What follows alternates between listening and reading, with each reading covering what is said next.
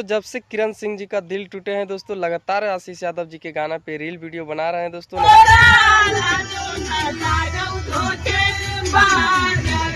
नमस्कार दोस्तों, हम हैं बिक्कू और आप देख रहे हैं Bikku Bhojpuri news YouTube channel. आप लोग के बता दें दोस्तों कि आशीष यादव जी के गाना पे एक बहुत ही बवाल के रील वीडियो बना दिए हैं दोस्तों मगही एक्ट्रेस किरण सिंह जी। तो ये वीडियो बहुत तेजी से वायरल हो रहा है दोस्तों इंस्टाग्राम पे। तो हम सोचे अपना भाई को ये अपडेट बता देना चाहिए। रील वीडियो आप लोग के कैसा लगा है दोस्तों? अच्छा लगा है तो वीडियो को ज़्यादा से ज़्यादा लाइक शेयर कीजिएगा। और आप लोग के बता दें दोस्तों कि जो गाना पे रील वीडियो बनाए हैं वो गाना का टाइटल है धोखेबाज, जो कि बहुत ही बवाल गाना है दोस्तों। सैड सॉन्ग आशीष यादव जी के कि जो जोगे जो हरा जाई मंगिया लेन ही भरव आई आ जगे तोरा लाजो न लगो धोखे बाजगे। बाकी आप लोग के वीडियो अच्छा लगा लाइक कीजिएगा। धन्यवाद।